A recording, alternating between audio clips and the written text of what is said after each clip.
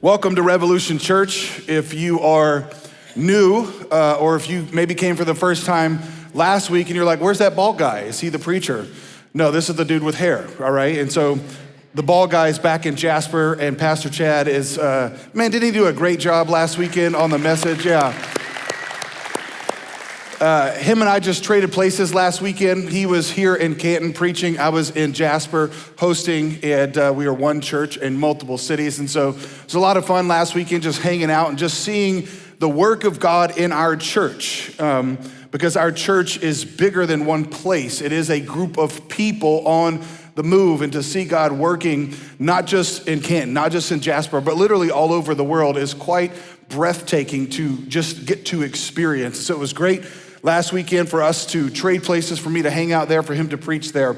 And he kicked us off in this season that we call Advent, and the idea that these 4 Sundays before we get to Christmas, where we take a moment and we kind of pause and we reflect and we think about the coming of Christ that is still yet to come, and we let the first coming of Christ be a reminder to us that he will come again. And it's meant to produce hope, it's meant to produce peace and all those types of feelings that we so desperately want and need. And so we're gonna pick up kind of with that same thought, but we're actually gonna start a new series of messages today. We're gonna take a break from the Gospel of John. We'll get back into those into 2022, which is just crazy to think that we're almost at 2022. But we'll get back into that. But we're gonna do a couple messages getting into Christmas this year on a theme or a concept that's really God has been working in my own personal life, and something that I just feel like he has been working with me on and wrestling with me on. And you know, and sometimes when God does that as a pastor, you know, first and foremost, I'm a Christian, and then I am a pastor. And so sometimes God works in my life, and I have to really kind of discern, all right, Lord, is that just for me?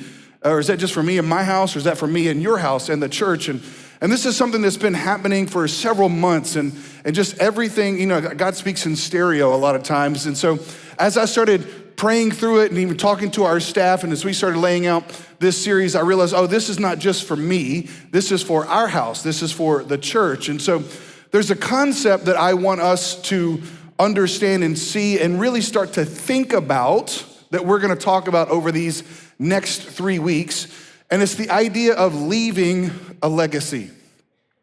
Leaving a legacy with our life.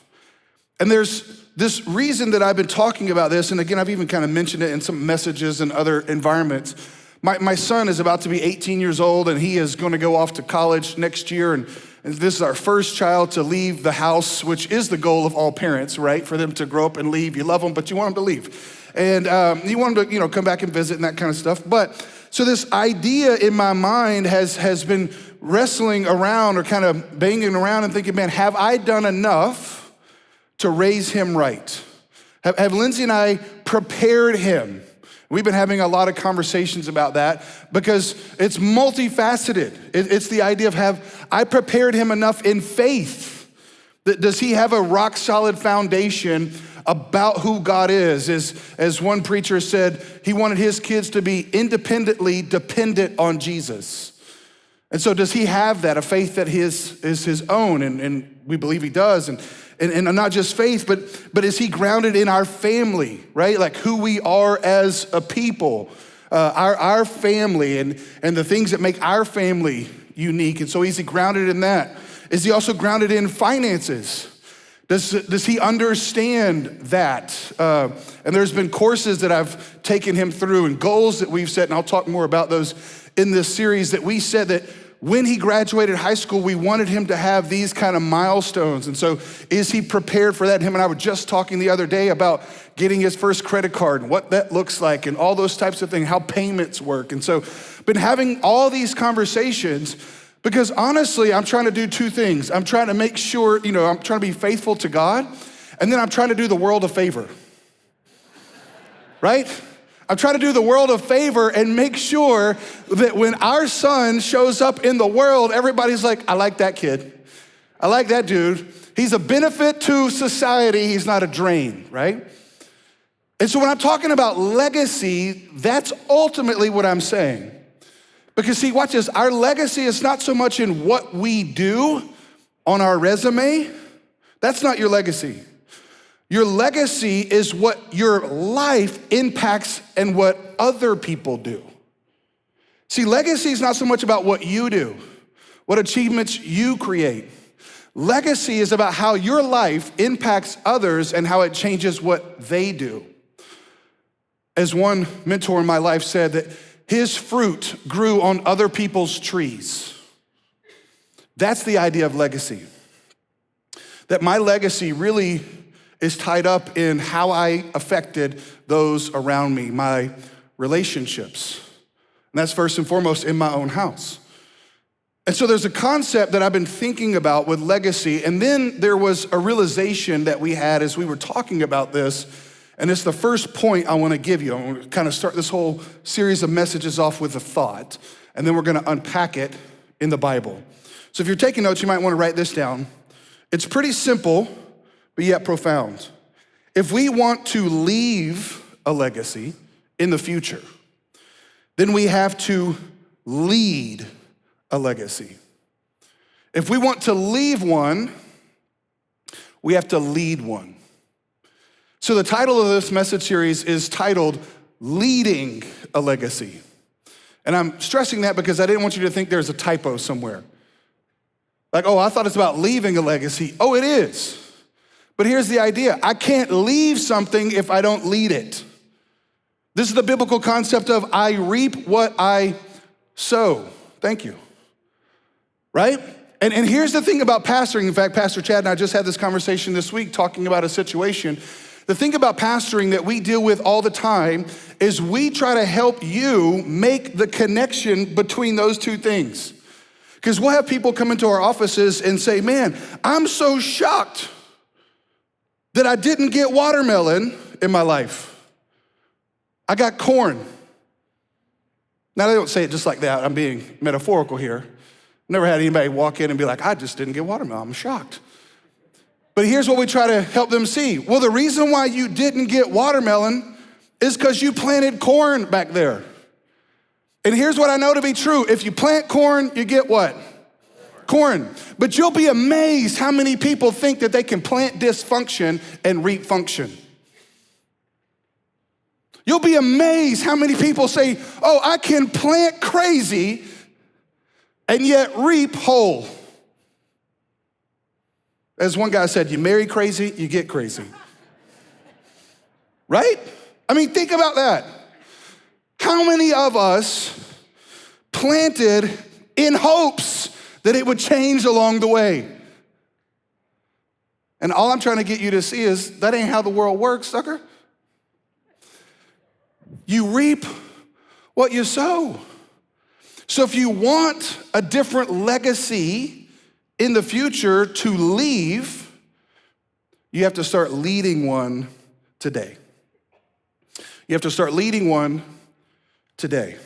Now let's get into some scripture. We're actually gonna be in the Old Testament. Psalm chapter 78 is where we're gonna be. If you don't know where that is, it's right before the Proverbs, all right? And that is in your Old Testament. And the book of Psalms are quite fascinating. In fact, growing up as a kid, I didn't really know how to deal with them a lot of times because they were super emotional. And I'm being for real about that. Like, there's a lot of emotions in the Psalms. In fact, 1/3 of them are Psalms that are called Imprecatory Psalms, which are the writer is asking God to kill their enemies. And you read that, you're like, is that the Bible? Like, he's like, God, like, kill them. Well, here's the thing. He prayed it, he didn't practice it. And this is the idea of we gotta learn how to go to God with our emotions. We gotta go to God with our emotions, and that's what the book of Psalm is. Any human emotion that you have, anger, sadness, joy, the idea of legacy, it's in the Psalms. And they are there as the book to help us see how to live out, how to pray our emotions. And this particular psalm is interesting. It's not written by David. It's written by a different guy named Asaph. And at the top of the text, depending upon the translation you have, it may say a maskil of Asaph. And that is simply a musical term. He was a cymbal player, the book of Chronicles tells us, and he wrote 12 different psalms. So he was a musician. And this is either a song or a poem, which is really cool that we now have at our church, our whole Rev music, that are writing songs. And one of them we sang earlier. And those songs are musicians, creatives expressing truths about God. Well, that's simply what the Psalms are. And this one specifically is about the next generation, is about the idea of legacy. So let me get them. We're gonna do 8 verses. Let's do the first 3. It says, give ear, O my people, to my teaching. Incline your ears to the words of my mouth. I will open my mouth in a parable. I will utter dark sayings from of old. That just simply means mysterious or intriguing. Things that we have heard and known that our fathers have told us. So the first thing that he says here is he's writing this. Again, you think a song, you think a poem. He's calling attention to the people that he's writing this to, and he's saying, listen, O my people. Now that phrase there, O my people, is a very important one. In fact, if you were here back in our Welcome to Our Family series, if you weren't, that's online, you can go watch it. We talked about how discipleship, learning to be a disciple of Jesus, is ultimately the process of putting off the dysfunction, what we learned from our family of origin and our culture, and then being discipled, learning how to live in the new family of Jesus. So watch this. Discipleship is not just my relationship with God.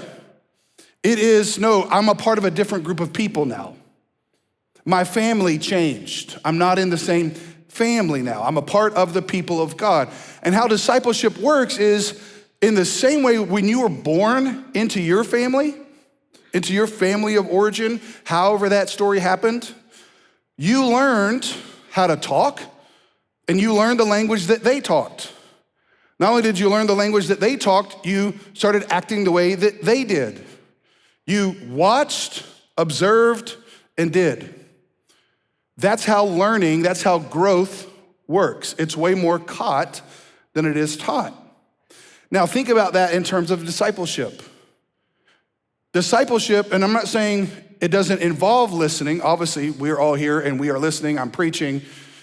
But what really makes a transformation is I don't just come and hear a message and leave, but I come hear a message with my people, which is why we have groups. And there's community groups. In fact, there's the specific message this week. I'll reference a question that we're gonna ask in our groups this week. If you're a part of one, that's when you start to flesh out what you hear with your people. And so the idea of people is integral in understanding, watch this, patterns in your life. Let me say it like this.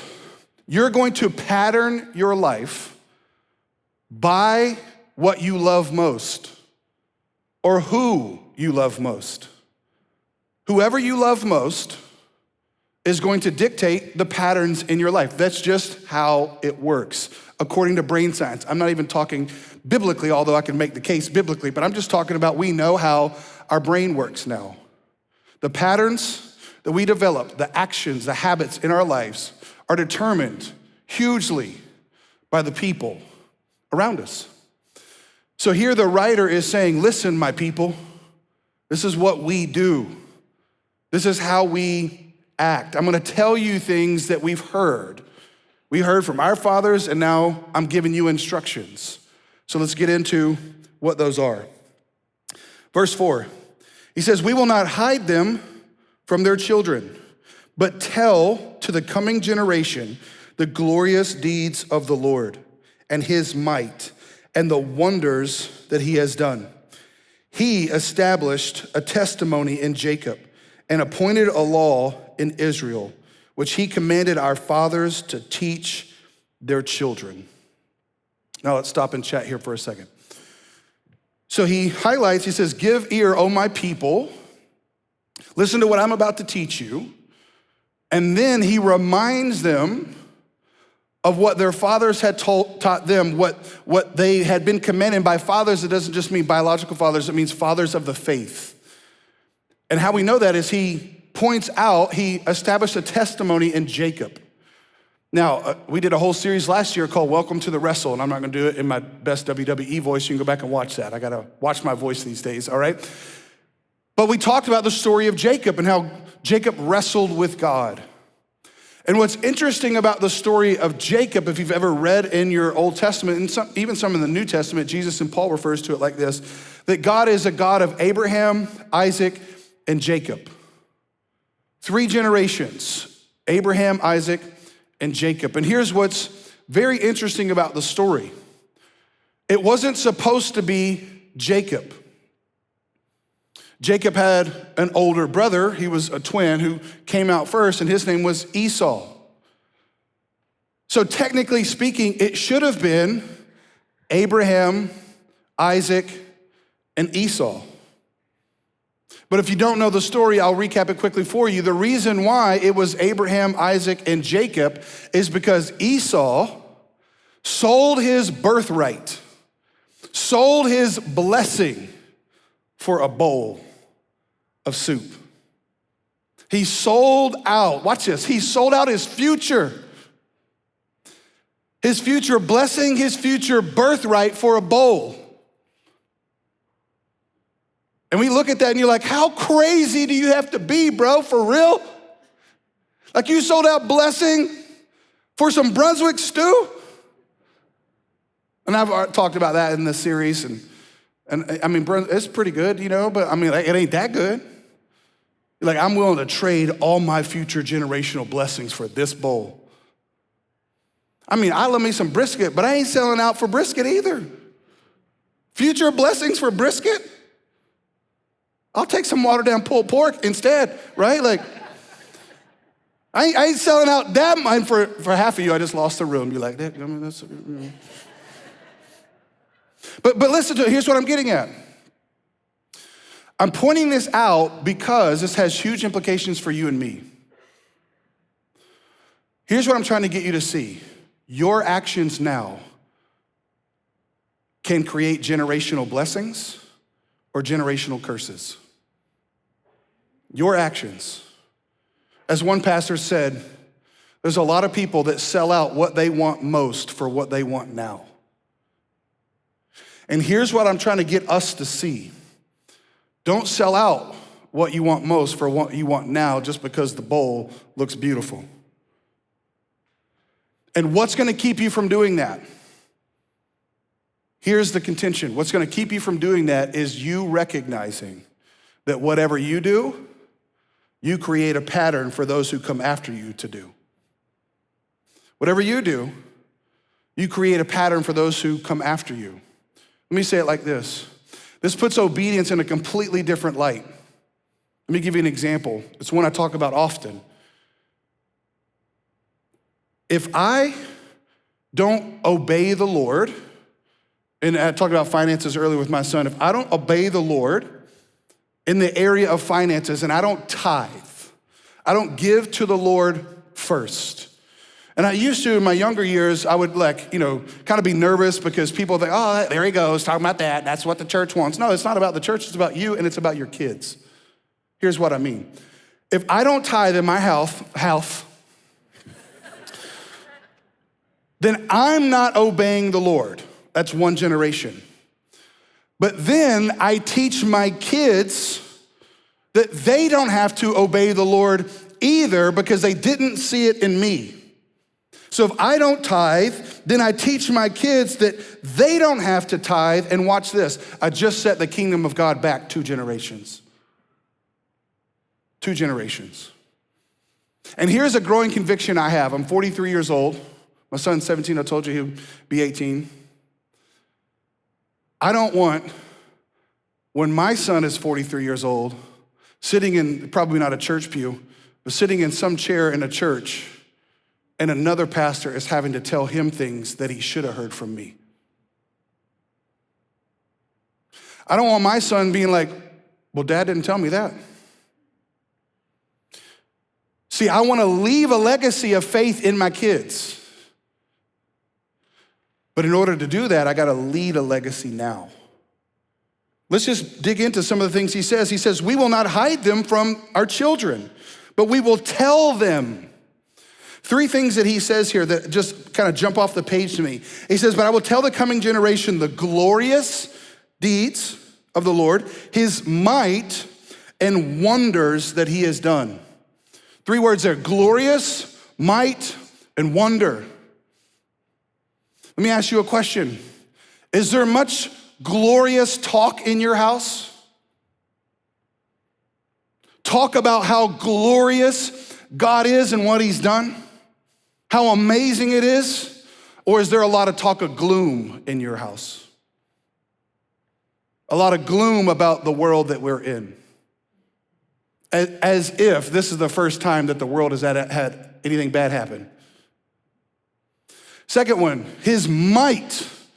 Is there a lot of conversations in our houses about the mightiness of God and how great he is and how, yes, it may seem like his back is against the wall and he may even let you die, but his power is so great he can bring you back from the dead? Is there much conversations about might? Or is there a lot of conversations about fright? We're so afraid. I've told you this before, but the number one command in the entire Bible is do not be afraid. But yet we're creating a generation of children who are more afraid, more fearful, more anxious than ever. Which leads me to the third one, wonder. Is there wonder in your homes? Just think about it, the word wonder. And it's not like, oh, I wonder.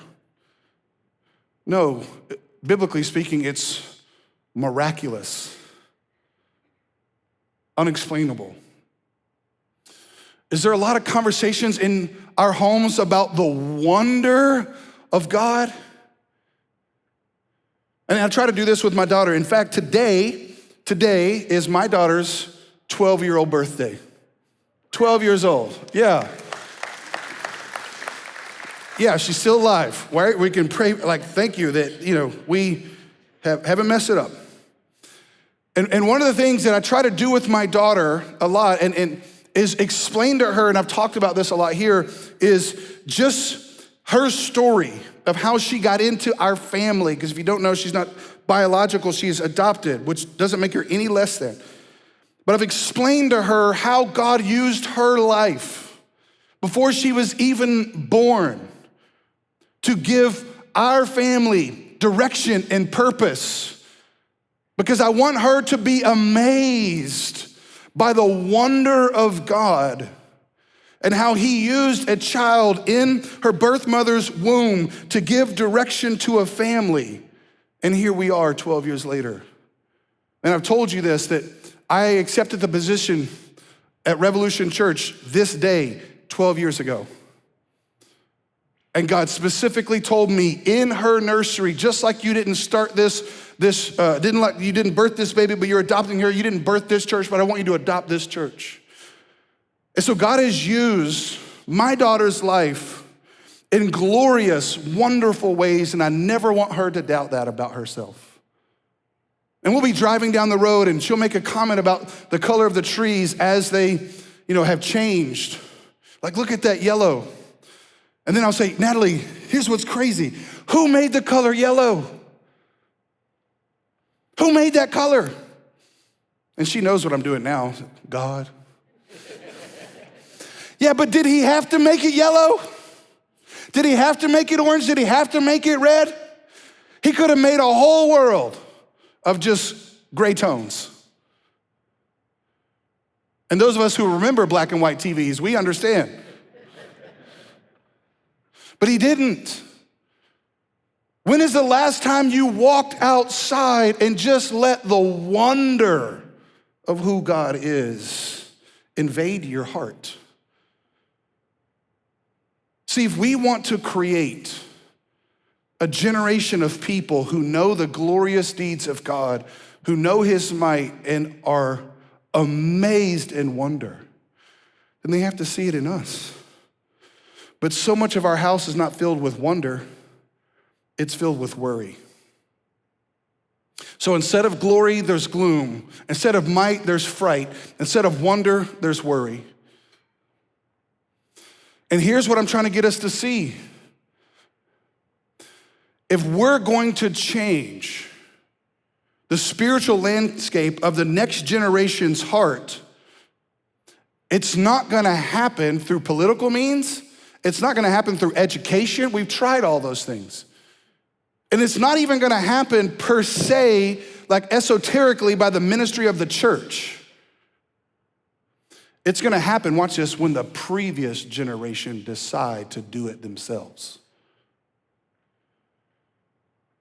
To say, you know what, for me and my house, we're gonna glory in the Lord and in his might and in his wonder.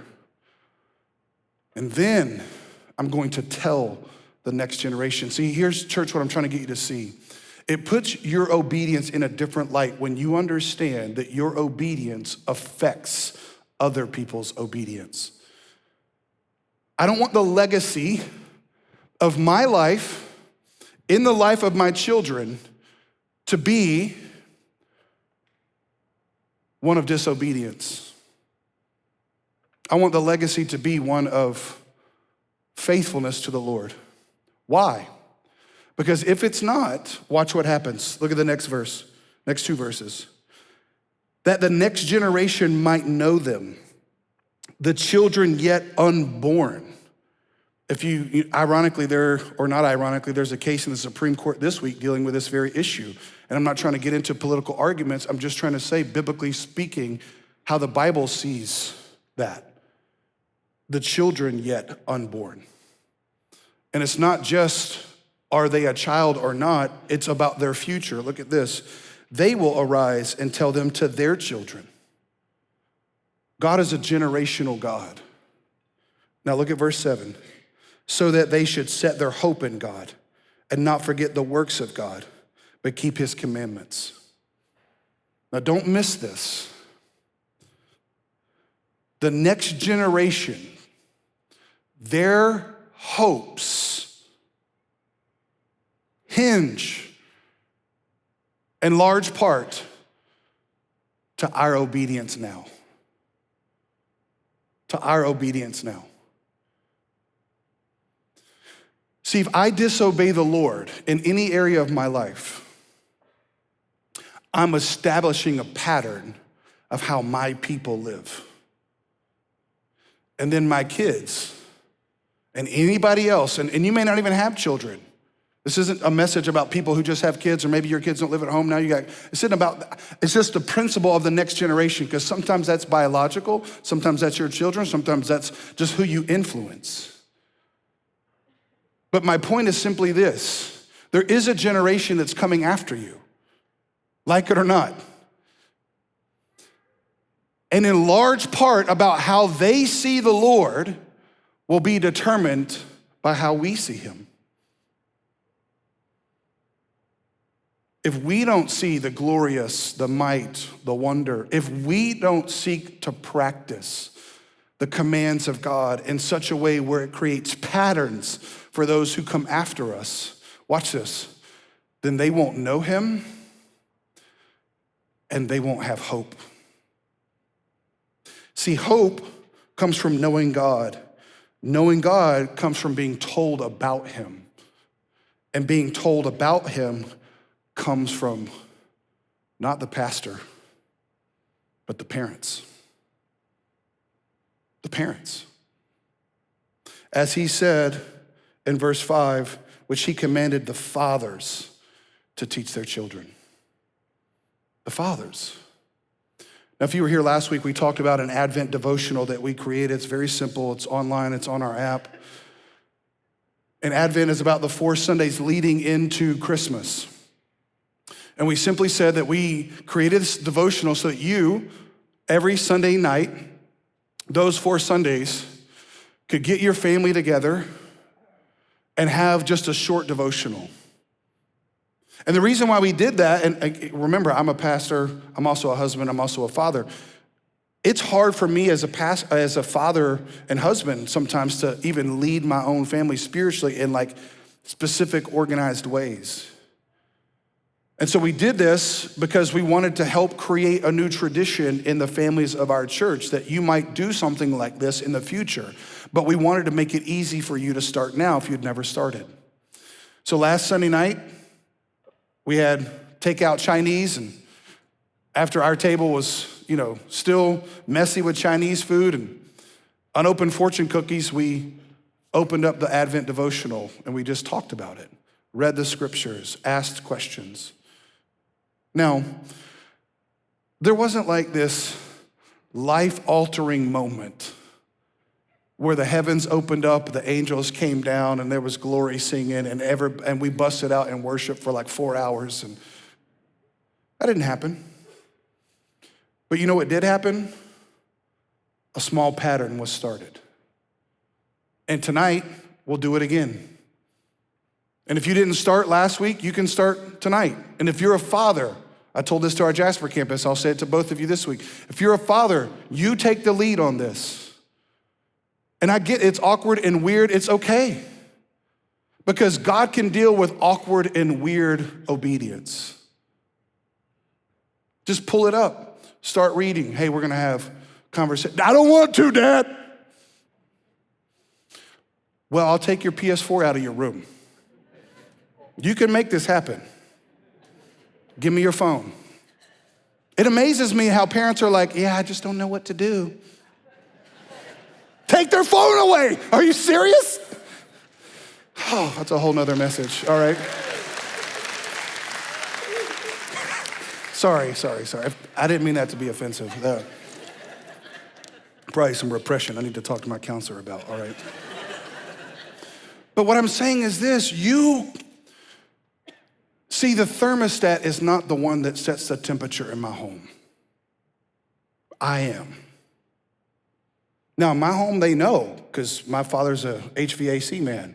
It is me who sets the thermostat. Don't you touch that sucker. We haven't even turned the heat on in my house yet. And we won't. Because until your teeth are chattering, we don't need to. Because we got blankets. That's right. There's only so many clothes I can take off, but there's a lot more that I can put on. But you set the temperature. And if you don't have a father, if you're a single mother, you got the honor. You do the best you can under the circumstances that you're in. If you're single, you do it yourself. You set the pattern. And in the pattern is the power, because here's what you don't want. Look at verse 8. So he tells them what to do, and then he says this, and that they should not be like their fathers. They should not be like their fathers. A stubborn and rebellious generation. A generation whose heart was not steadfast, whose spirit was not faithful to God. The worst thing in the world that could ever be said about me, and I'm talking me personally, is that I failed as a father. And don't take this the wrong way, but this church could grow,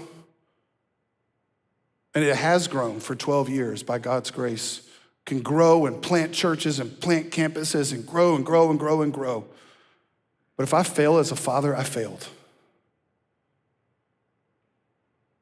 The worst thing that could be said about me is when my kids stand at my funeral one day and feel like they have to lie. Now, I'm not being mean, but listen to me. I've done a lot of funerals.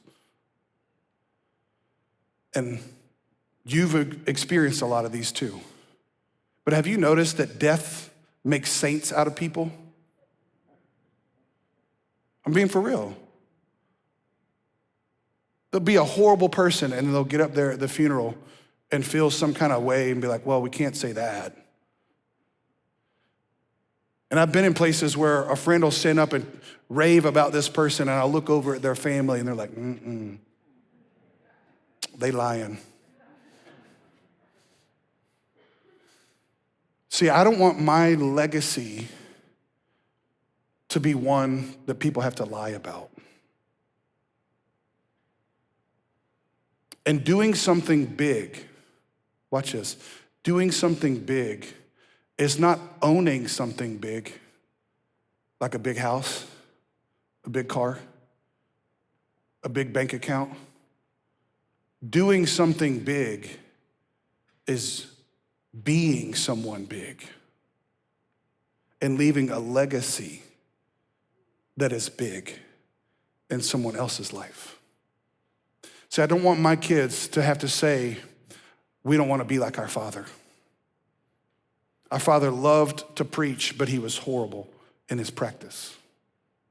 And there's a lot of preachers that their kids say that about them. But legacy is about future. And I'm trying to connect that for you, but if you want a different future, then you have to start today. And here's the good news. You can start today. That's the good news. You can create a different tomorrow if you start planting today.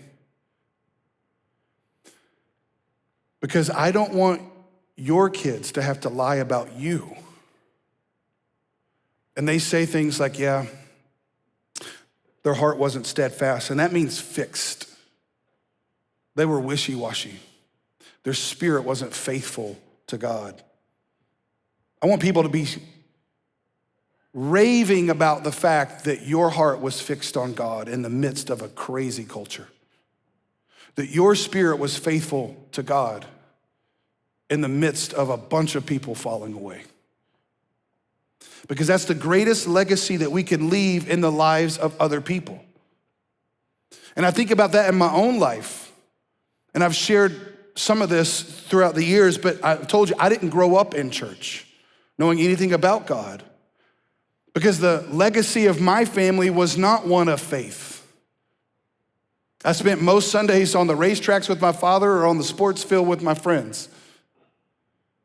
But it was through sports, providentially, that I spent the night with my friends on Saturday night, and then I went to church and I learned about a father and I trusted Christ and got saved. But there was a lot of dysfunction that was given to me by my father, and I don't think that he would mind me telling you this now because of how God has worked, but my father was an alcoholic that was gone all the time. So that was the legacy that he was leaving. And I grew up very frustrated with my father because he wasn't around. But it wasn't until I trusted Christ and got saved, and then Christ came into my family, and then my father started following Jesus. Then he went from never coming to my ball games to always being there, even at practices. But it wasn't until I understand, oh, my father was just living out the legacy of his father, my grandfather.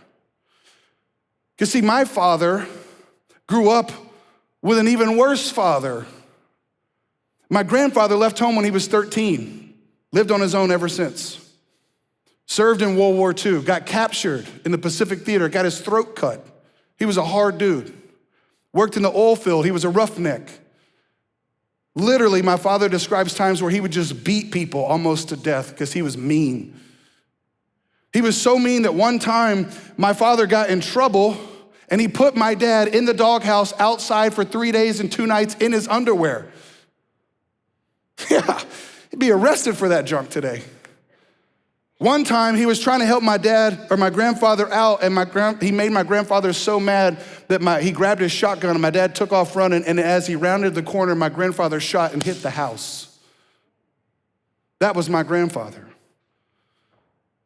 But my dad would always tell me, Jason, the dad that I had and the grandfather you know are two different people, because here's what you don't know. When my grandfather was in his 60s, he trusted Jesus.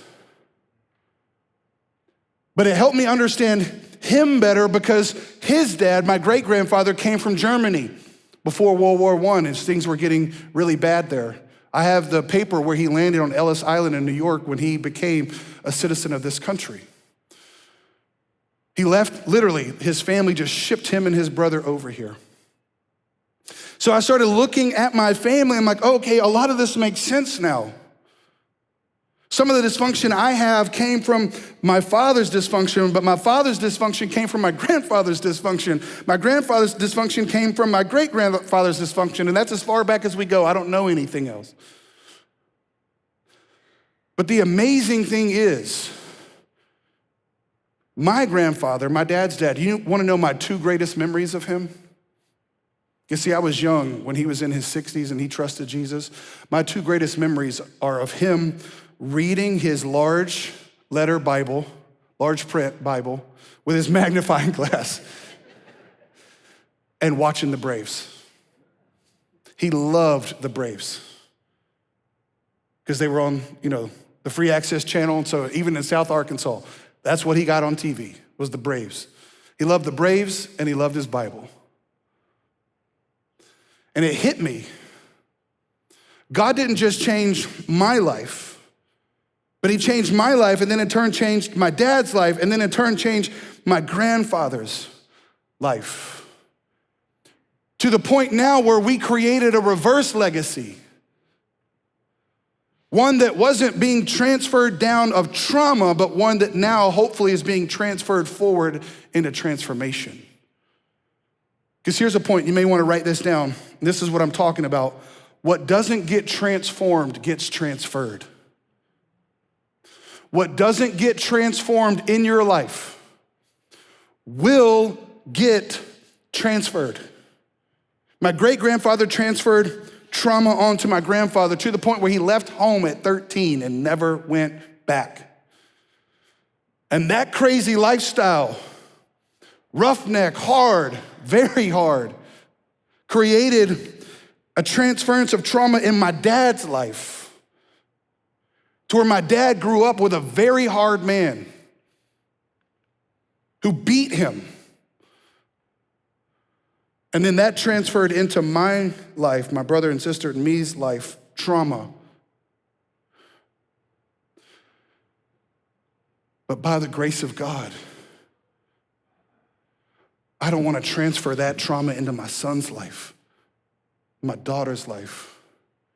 I praise God that they know nothing about what my dad was. And they know nothing about what I was before I trusted Jesus. And I had this conversation with Jackson not too long ago because on all of my dad's part of the family, Jackson is the last male with the name Gertis. He's the last one. My brother has a daughter, my sister doesn't have kids, and all the other cousins, family, no more male Gertises, at least in our family line. And I was telling him, I said, Jackson, it's all on you now, buddy. You're the last one. He was like, he was like 12. He's like, thanks, Dad. No pressure. But my point is, listen, son, God's done too much in our lives of transformation to no longer let that be our legacy. I want the legacy that my son passes on, that my daughter passes on, to be one of transformation, not one of trauma.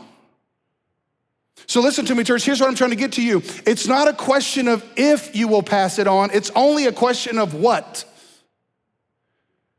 Because what doesn't get transformed in you will get transferred to them. You can't stop it, it will happen. And so what we have to do is we have to pause long enough and ask ourselves the question, what kind of legacy am I leaving? December 7th, 1972, one of the Apollo missions went up to the moon. And when they went, they were obviously headed to the moon. They had what they would now describe as almost a supernatural experience, where they were surprised, they were shocked. This is 2 days from being 49 years ago. That when they went up to the moon, they were so focused on going to the moon that when they got up out of the atmosphere far enough, the moon is 250 miles away, far enough where they could look back at the earth, they were stunned at what they saw. And they took the first photo taken by humans of our planet, and it's this photo right here. That photo, that exact photo, which is now called the blue marble. And they were so shook by the feeling of seeing that they wrote about it. And I'm gonna read you a couple quotes at what they said. It was quite a shock. I don't think any of us had any expectations about how it would give us such a different perspective. I think the focus had been, we're going to the stars, we're going to other planets, and suddenly we look back at ourselves and it seems to imply a new kind of self-awareness. Another one said, when we originally went to the moon, our total focus was on the moon. We weren't thinking about looking back at Earth. But now that we've done it, that may well have been the most important reason we went. And here's why I'm telling you this. So many of us are living our lives so focused on the moon, so focused on climbing the next step in the corporate ladder, so focused on becoming someone, so focused on the next thing, the next phone, the next trend, the next account, the next sell, that we're moving so fast, literally thousands of miles per hour, that we never stop long enough to look back at our life and ask ourselves the question, am I even going the right direction? What kind of effect am I having on those around me? This psychological effect was so great that another guy wrote a book about it, and he called it this, the overview effect. You can go look it up.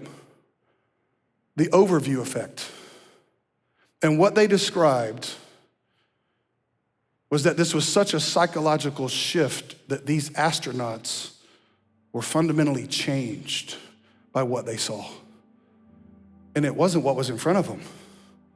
It was what was behind them.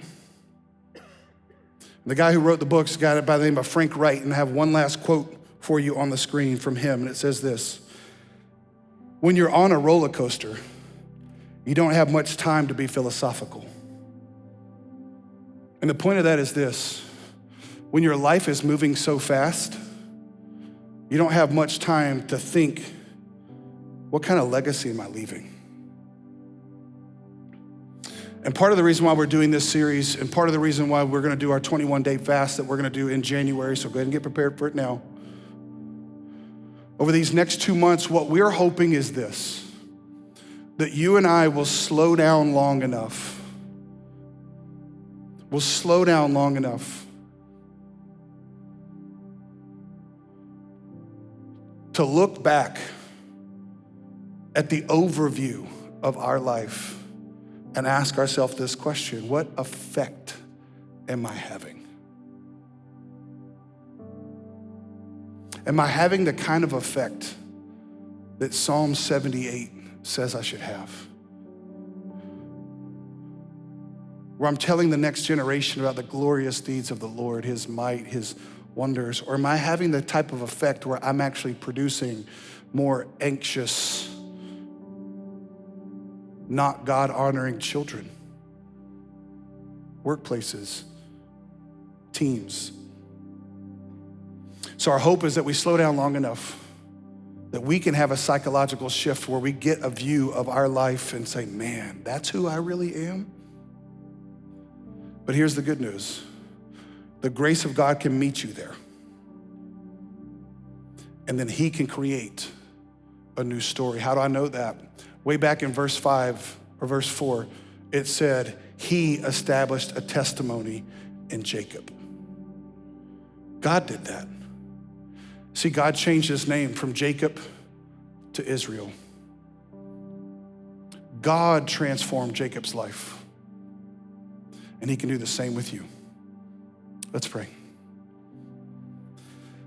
Father, thank you for the truth of these scriptures. And God, I pray that we will slow down long enough to have a moment like these astronauts did almost 49 years ago, where we can look back on our life.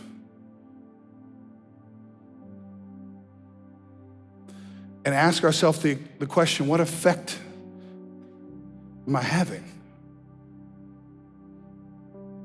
And God, I'm sure that when we do that, there's gonna be guilt and regret for what we did do that we shouldn't have done, but also, God, for what we should have done, but we didn't do. And God, I pray that you would meet us there. You would meet us there and let us know that you have grace for us, that you can transform our name, you can transform our story, you can give us a new testimony of how you met us. You can establish a new line of generational faith in us.